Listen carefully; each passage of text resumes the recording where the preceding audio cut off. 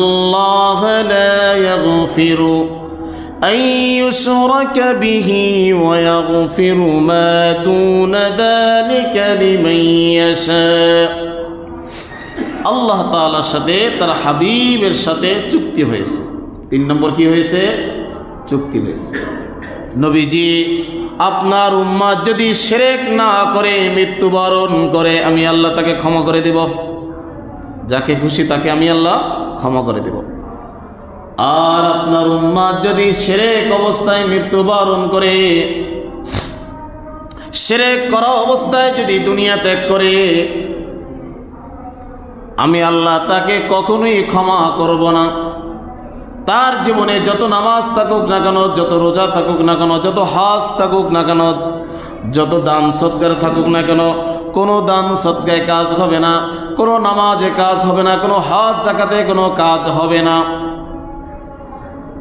যদি শিরক করে মৃত্যুবরণ করে আল্লাহ তাআলা বলেন আমি তাকে ক্ষমা করব না।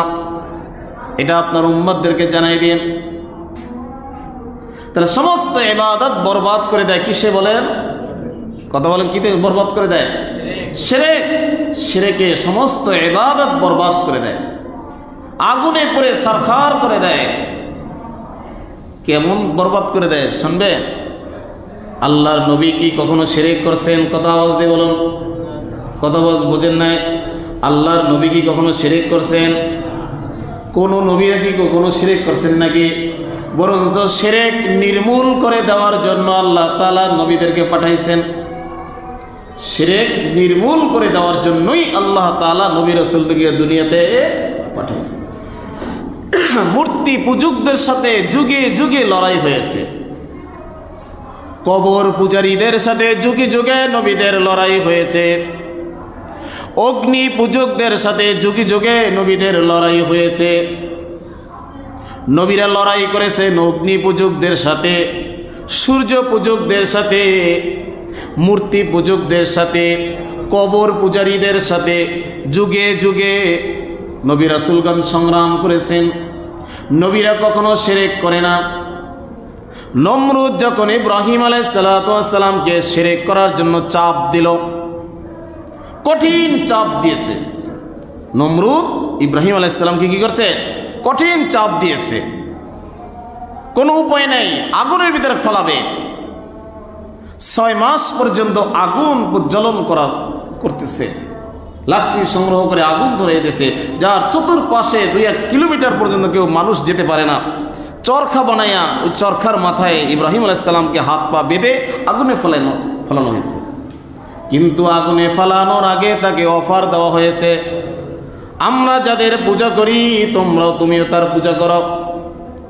আমরা মূর্তি পূজা করি, তুমিও মূর্তি পূজা করো।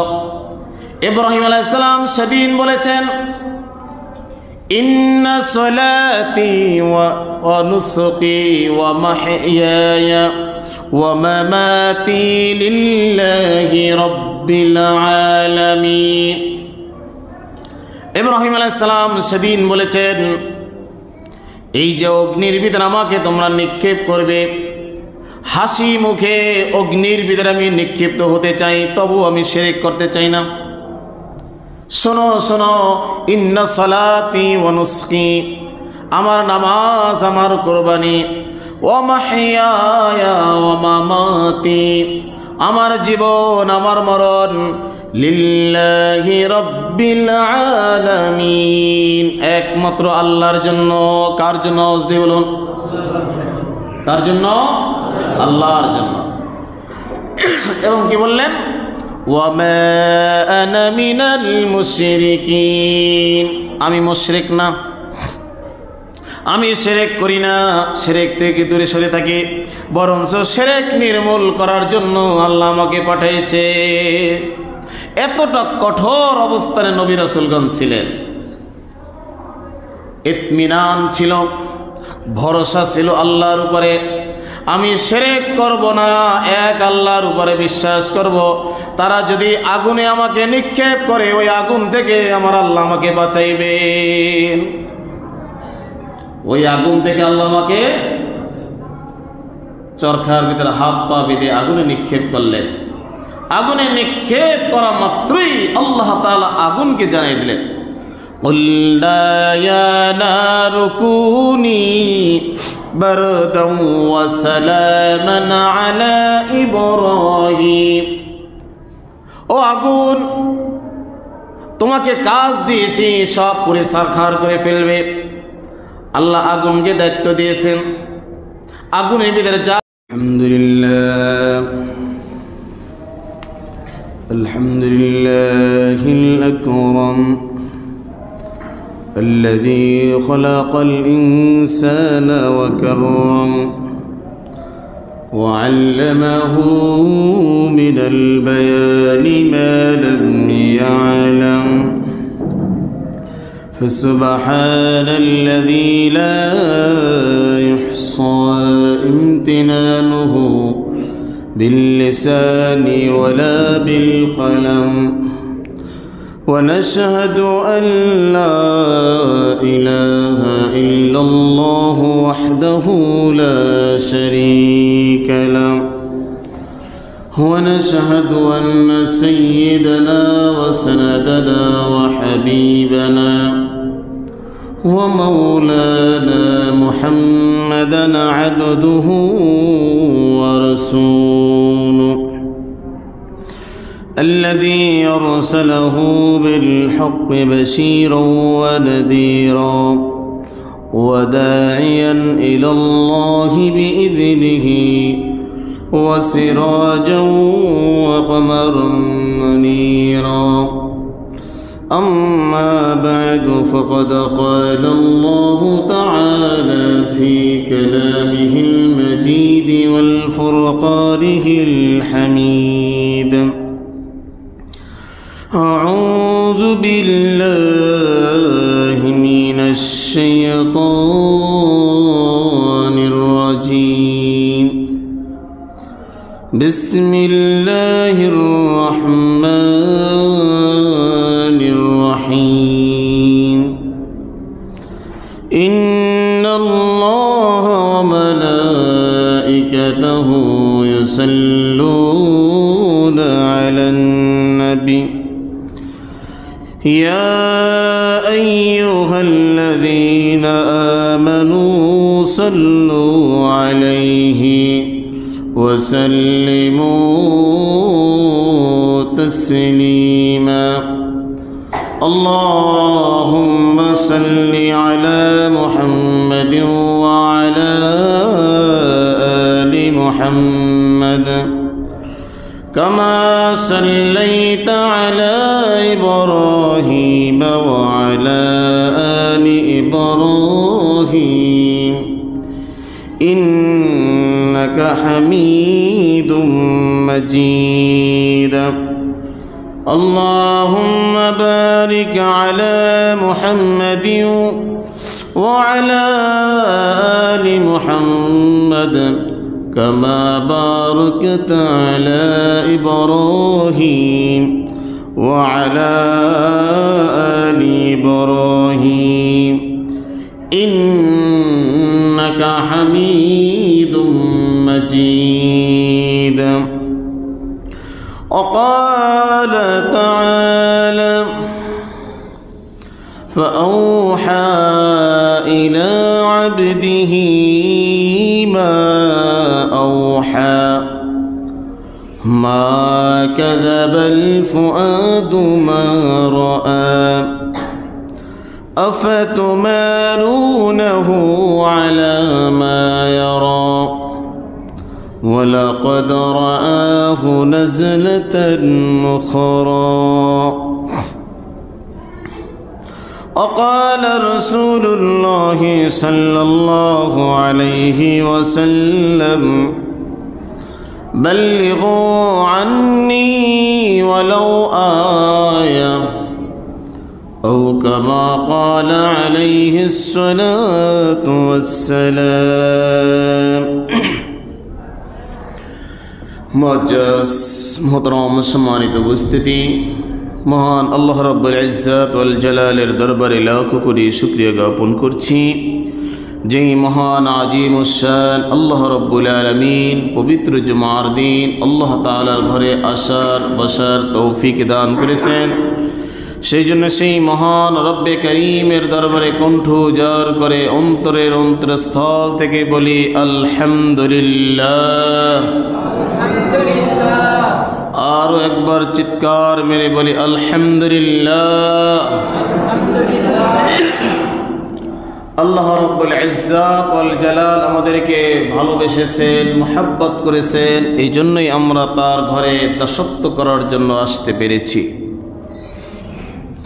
গত জুমাতে আমরা আলোচনা পেশ করেছিলাম আল্লাহ রব্বুল ইজ্জাত ওয়াল জালাল তার প্রিয় হাবিব জনাবে মুহাম্মদুর রাসূলুল্লাহ সাল্লাল্লাহু আলাইহি ওয়াসাল্লামকে এই জমিন থেকে আরশে আজিমে ভ্রমণ করেছেন। আরশে আজিমে নিয়ে আল্লাহ তাআলা তার হাবিবকে তিনটি জিনিস দান করেছেন। কয়টি জিনিস? আওয়াজ দিয়ে বলুন, কয়টি জিনিস দান করেছেন? তিনটি জিনিস দান করেছেন।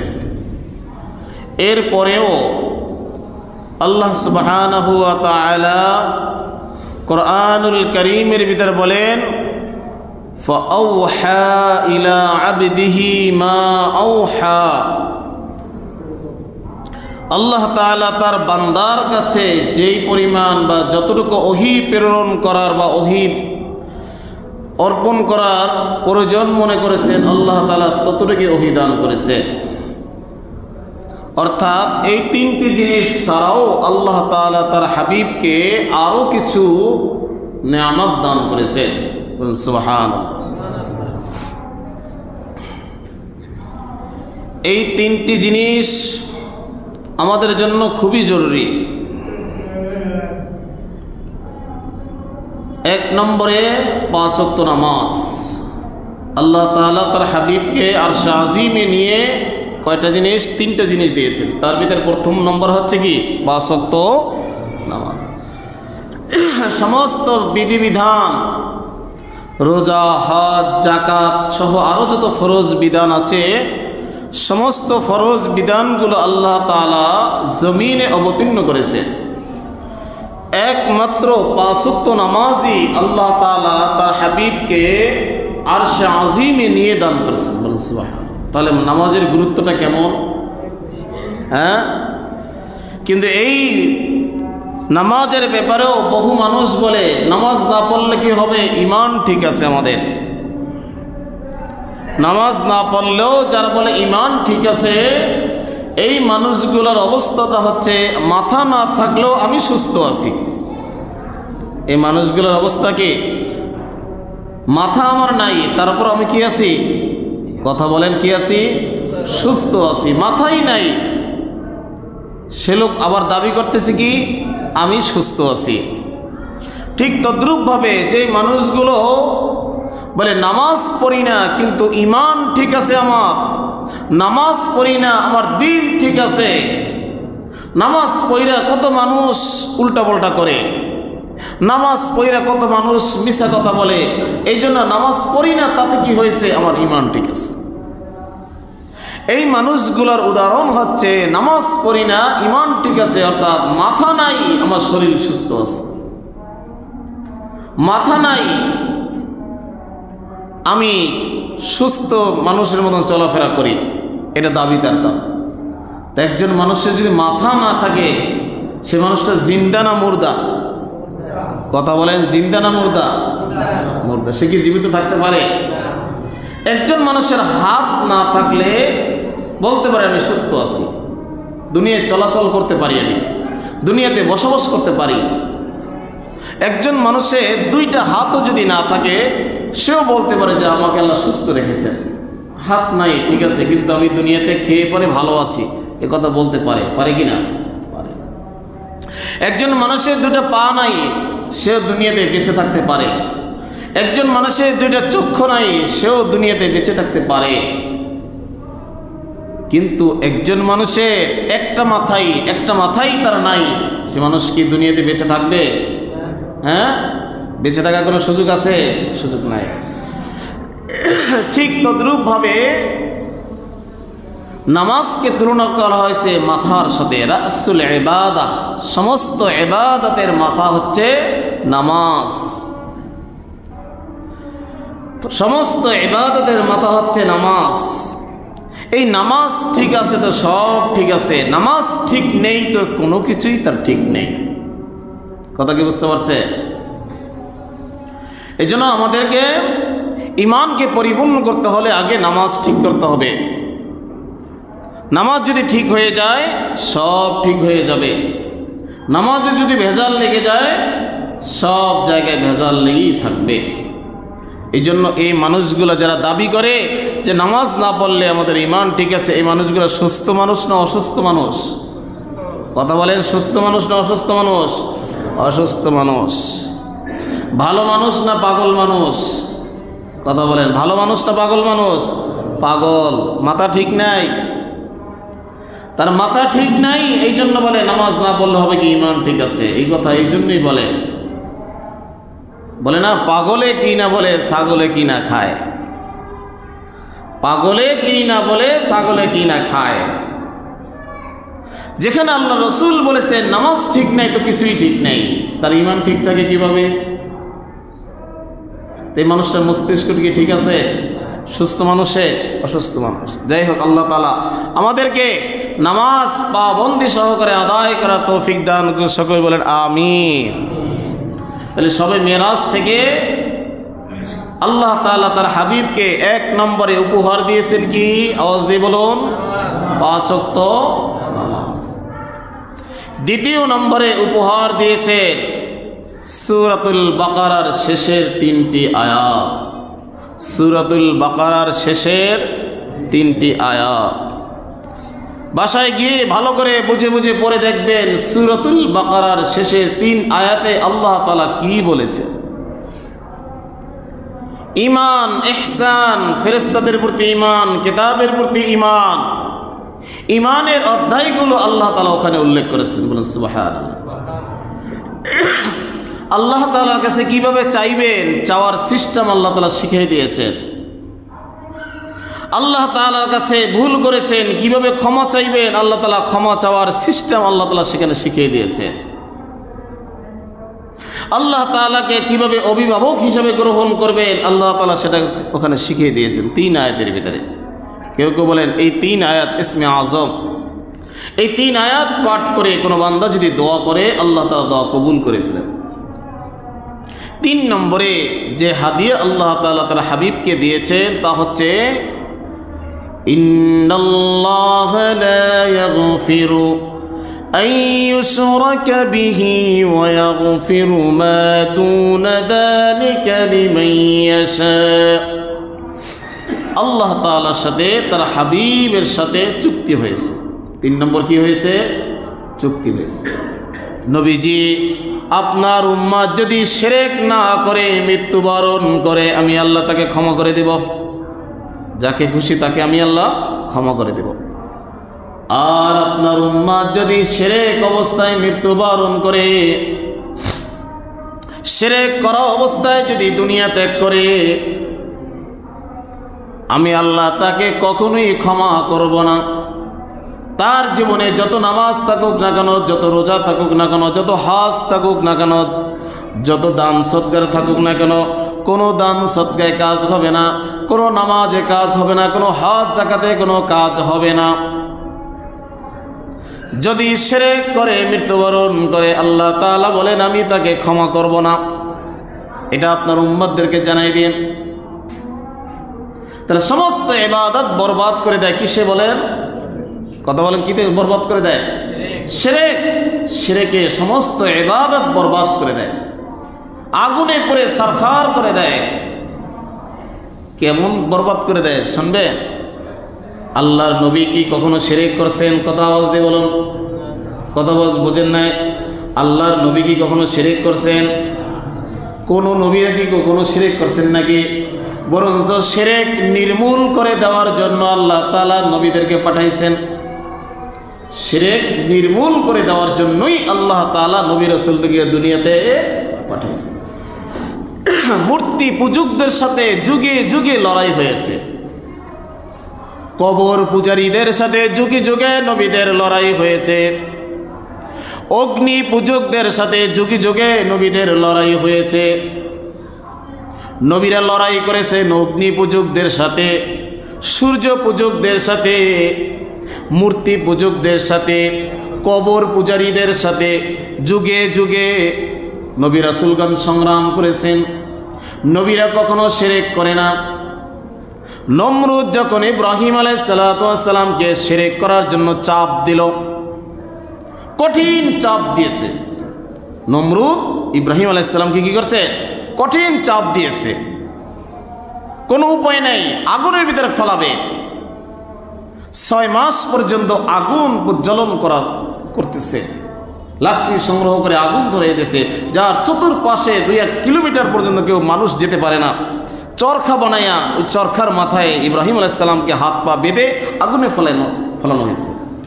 কিন্তু আগুনে ফেলানোর আগে তাকে অফার দেওয়া হয়েছে, আমরা যাদের পূজা করি তুমিও তার পূজা করো, আমরা মূর্তি পূজা করি তুমিও মূর্তি পূজা করো।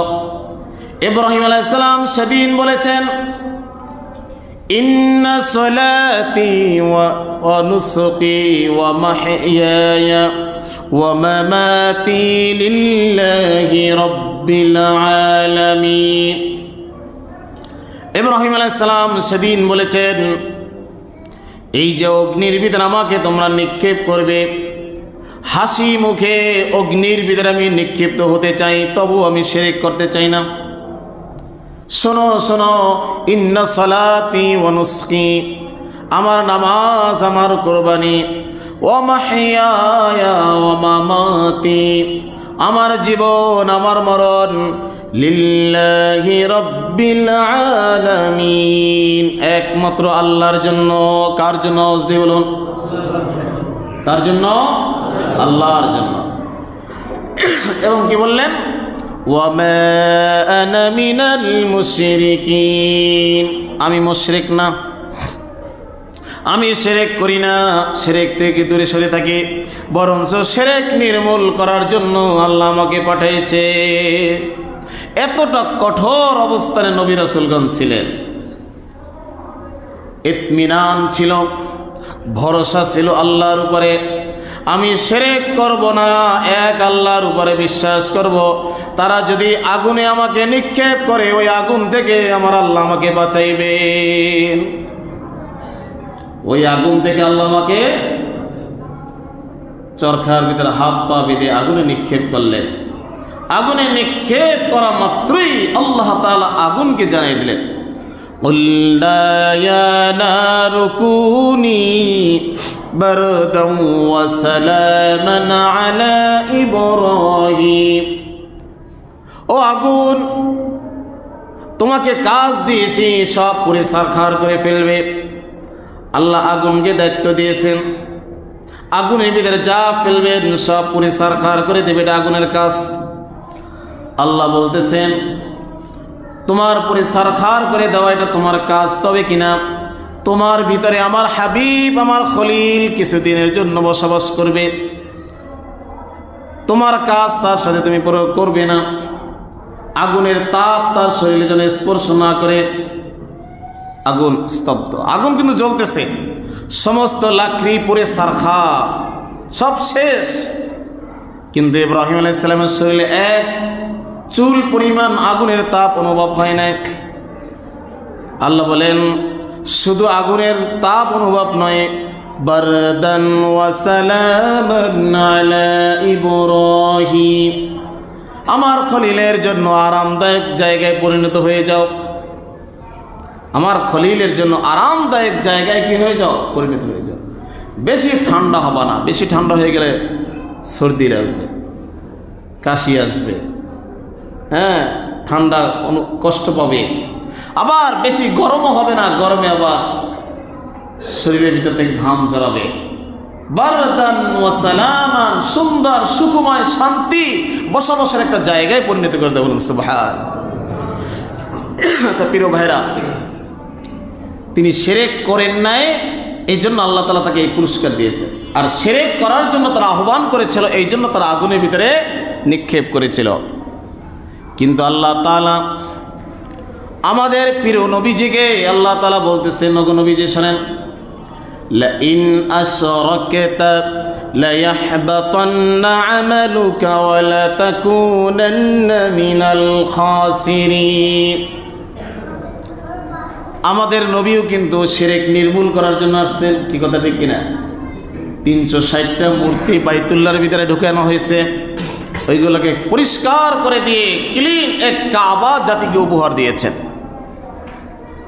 কিন্তু আমাদের নবীজিকে আল্লাহ তাআলা বলতেছেন, ওগো নবীজি শোনেন, শিরক যে কত বড় গুনাহ শুনে রাখেন, শিরক কত বড় গুনাহ শুনে রাখেন।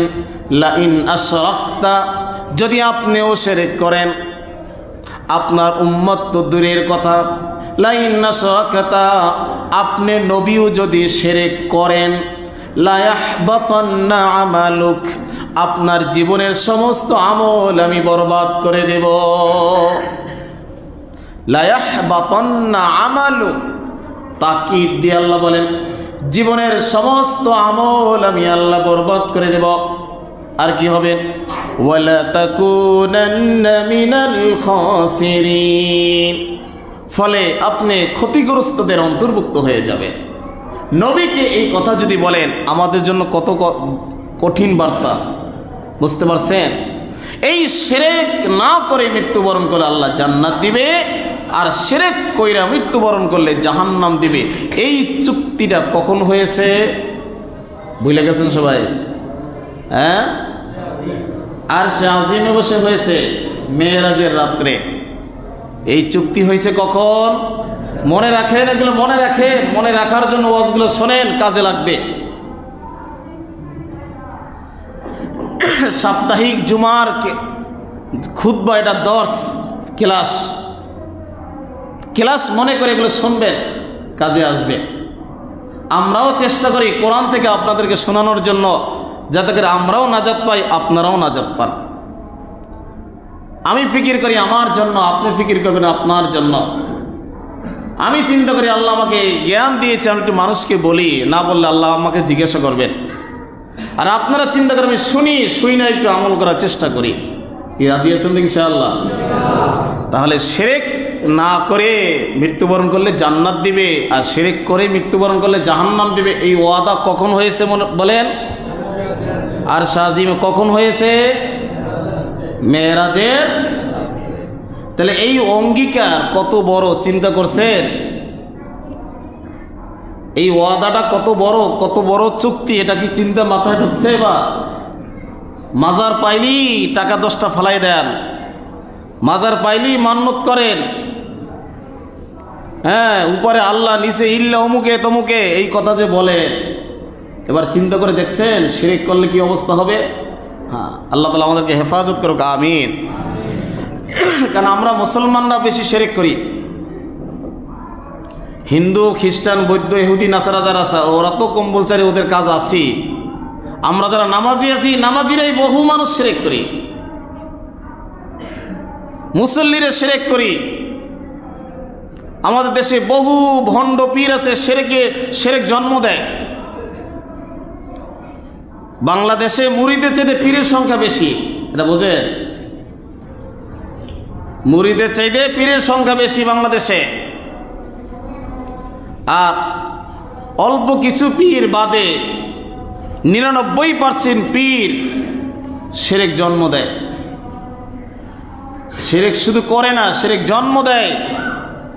আল্লাহ তাআলা আমাদেরকে হেফাজত করুক, আমিন। তো এই 3টা জিনিস আল্লাহ তাআলা দিলেন। এরপরে আল্লাহ তাআলা আরো বললেন, ফাআউহা ইলা আবদিহি মা আওহা। আল্লাহ তাআলা বলেন, আমার হাবিবকে আরো কিছু ওহী দিয়েছি আমি। আর শাজিমে আরো কিছু ওহী আমি আমার হাবিবকে উপহার দিয়েছি। মুফাসসিরিন ইকরাম, ফাআউহা ইলা আবদিহি মা আওহা, আমার প্রিয় বান্দাকে আমি আরো কিছু বিধিবিধান দিয়েছি। এই আরো কিছু বিধিবিধান দিয়েছি, এখানে মুফাসসিরিন ইকরাম 13টা বিধিবিধান উল্লেখ করেছেন। কয়টা উল্লেখ করেছেন? তার মানে ফার্স্ট নাম্বারে হলো ওই 3টা। দ্বিতীয় নম্বরে, দ্বিতীয় ধাপে আরো 13টা বিধান নাজিল হয়েছে, 13টা আদেশ নিষেধ নাজিল হয়েছে আরশ আজিমে বসে।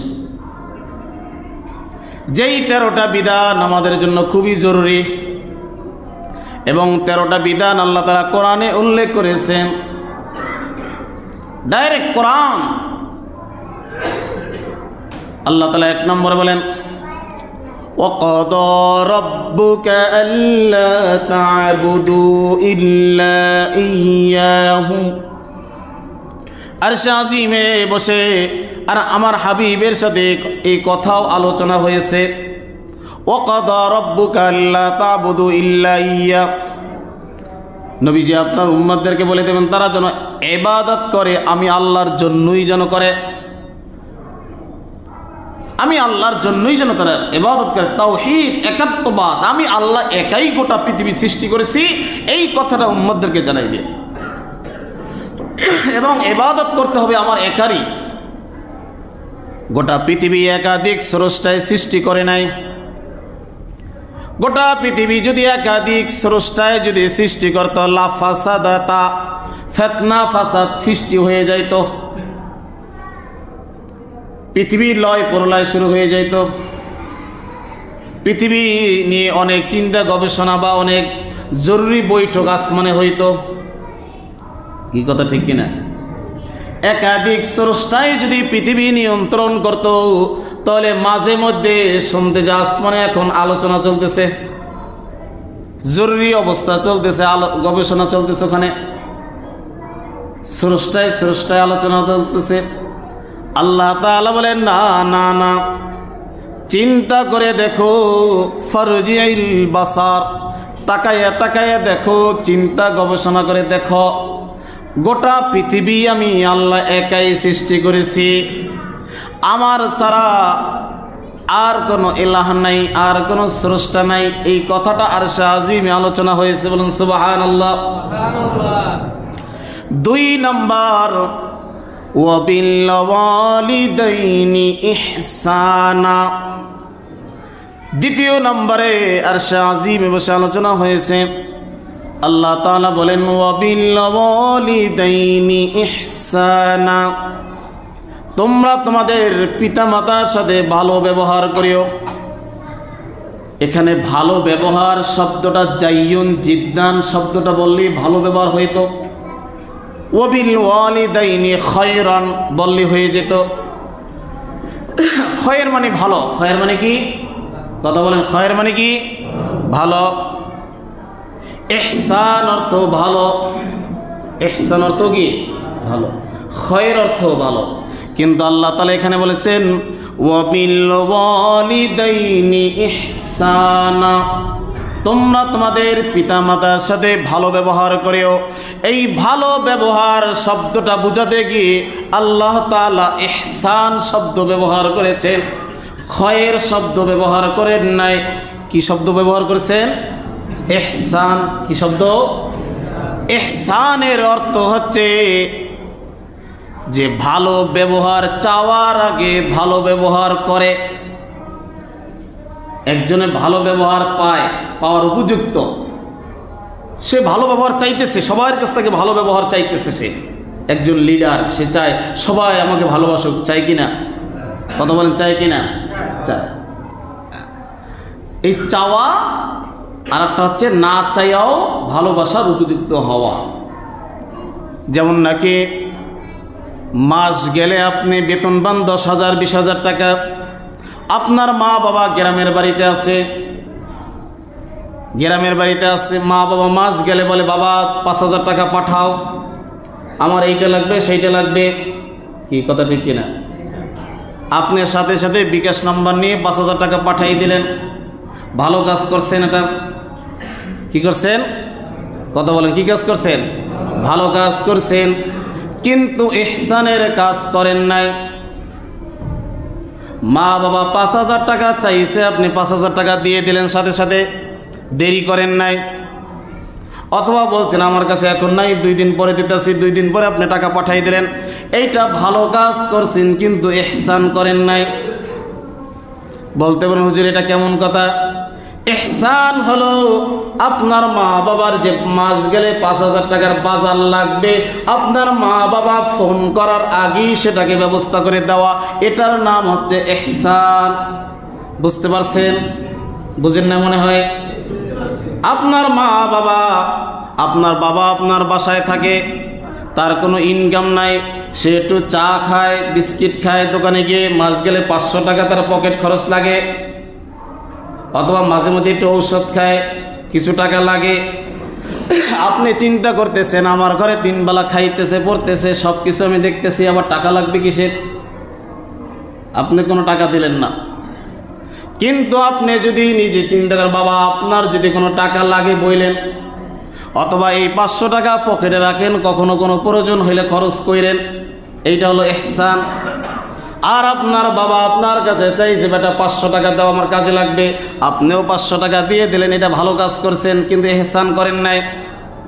আপনার বাবাকে মাঝে মধ্যে আপনি জিজ্ঞাসা করবেন, বাবা কিছু লাগবে কিনা বলো। কি বুঝতে পারছে? বাবা কিছু লাগবে কিনা, মা কিছু লাগবে কিনা বলো। অথবা আপনি বুঝতে পারেন এটা আমার মায়ের লাগবে, চাওয়ার আগে আপনি দিয়েছেন, এটার নাম ইহসান। এটার নাম কি? আল্লাহ তাআলা বলেন তোমরা তোমাদের মা বাবার সাথে ইহসান করো, চাওয়ার আগে দিয়ে দাও, তাদের ভরণ পোষণ যা লাগে চাওয়ার আগে। আল্লাহ ভালো কাজ করতে বলে নাই, মা বাবার সাথে ইহসান করতে বলছেন। কথা কি বুঝতে পারছেন? ইহসান মানে কি? চাওয়ার আগে দিয়ে দেওয়া, তাকে তার সমস্ত হাজাত চাওয়ার আগে পূরণ করে দেওয়া, এটার নাম হচ্ছে কি? ইহসান। আল্লাহ তাআলা বলেন দ্বিতীয় নম্বরে আমার হাবিবের সাথে কথা হয়েছে, ওয়াবিল ওয়ালিদাইনি ইহসানা। যেই সন্তান মা বাবার সাথে খারাপ আচরণ করে, ওই সন্তান আল্লাহর সাথে ভালো আচরণ করতে পারে না। কারণ আল্লাহর হাবিব বলেছেন, মাল্লাম ইয়াশকুরিন নাস ফালাম ইয়াশকুরিল্লাহ।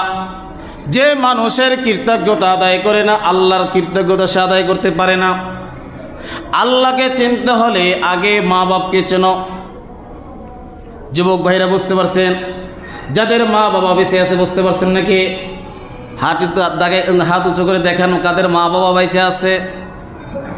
আলহামদুলিল্লাহ, আলহামদুলিল্লাহ, আলহামদুলিল্লাহ। 99% মানুষের মা বাবা বেঁচে আছে বলে সুযোগ আছে আপনাদের, হাত নামা। যাদের মা বাবা বেঁচে আছে,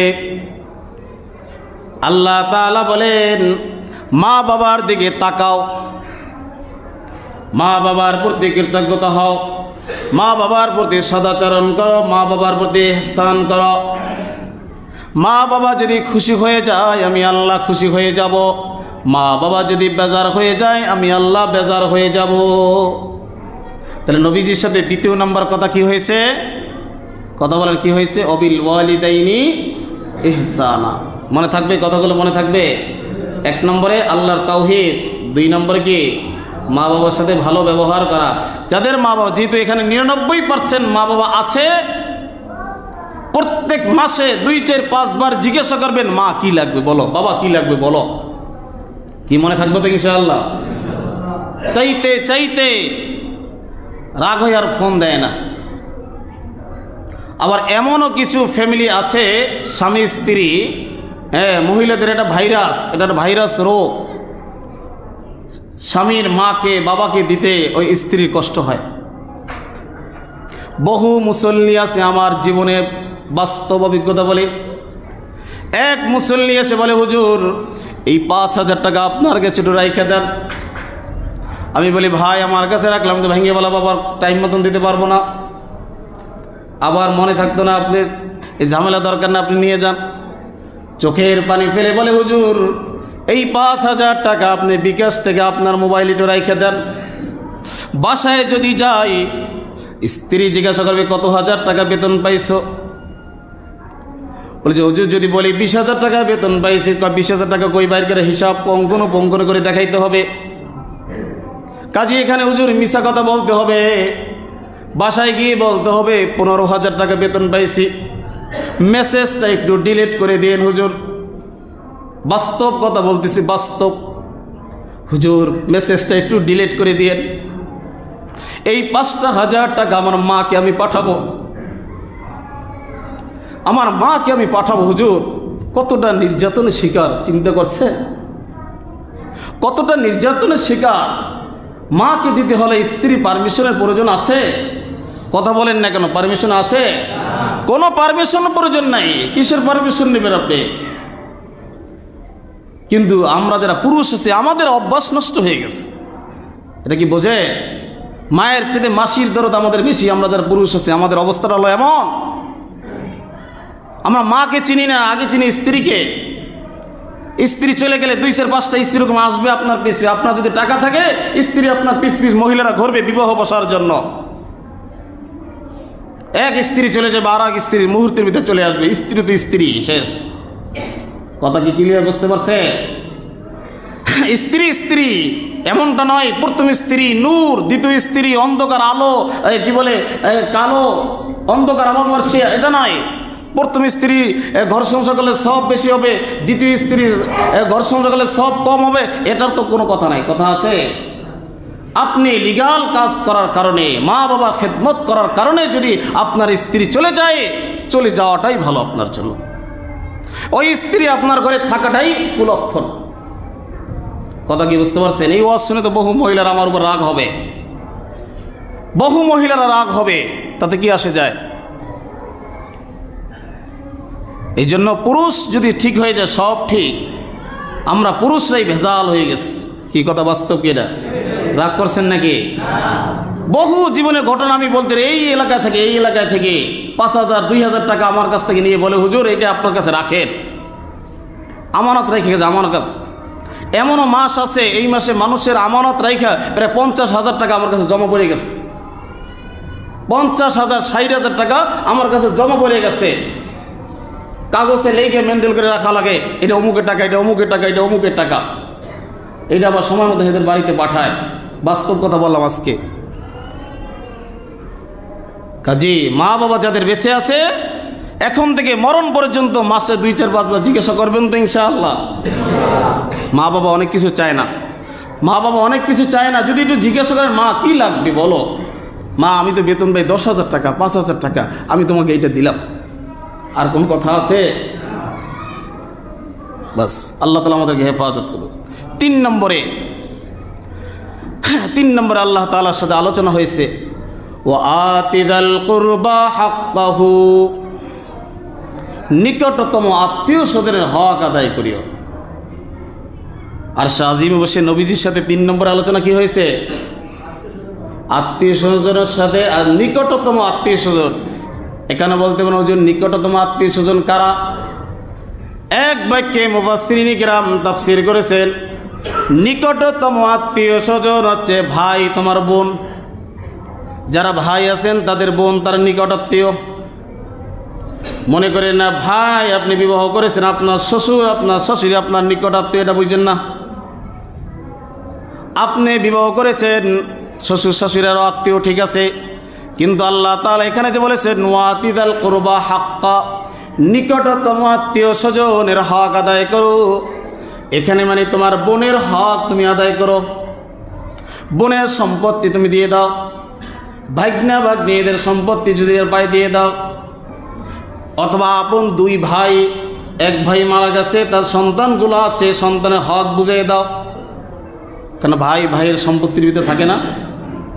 ভাই মারা গেছে, ছেলেটি এতিম হয়ে গেছে না? এখন এতিমের হক তো চাচার কাছে। এতিমের হক কার কাছে? চাচার কাছে। ওই চাচা কি বলা হয়েছে? ওয়াতিদাল কুরবা হাক্কা, নিকটতম আত্মীয়, তার হকটা দিয়ে দাও। বোন বিবাহ হয়েছে, বছরে 2-1 বার তাদেরকে দাওয়াত দিয়ে বোনাই সহ খাওয়াও, এই আয়াতের তাফসীর। অথচ স্ত্রীর পারমিশন লাগে বোন যদি বাড়িতে আসে, স্ত্রীর পারমিশন লাগে আমার বোনকে আমি দাওয়াত দিয়ে খাওয়াবো, এই জন্য পারমিশন লাগবো। পারমিশনের প্রয়োজন আছে? কথা বলেন, পারমিশনের প্রয়োজন আছে? খবরদার, পরামর্শ নিতে পারেন স্ত্রীর।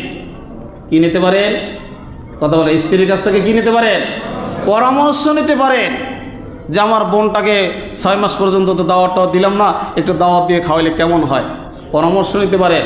বাজার করবেন আপনি, খাওয়াবেন আপনি, তার অনুমতির কোনো প্রয়োজন নাই, তার কাছ থেকে পরামর্শ নিতে পারেন। কারণ পরামর্শ যদি না নেন তা তো রান্নাই করতো না, ভেজাল তো আবার আরেক জায়গা আছে।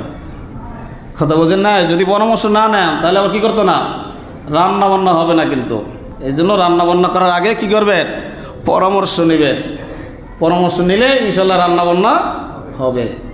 আল্লাহ তাআলা আমাদেরকে হেফাজত করুক, আমিন। তাহলে 3টা বিষয় আলোচনা করলাম, বাকি 10টা বিষয় আগামী জুমাতে ইনশাআল্লাহ আলোচনা করব। আম্মা তৌফিক ইল্লা বিল্লাহ। আসসালামু আলাইকুম।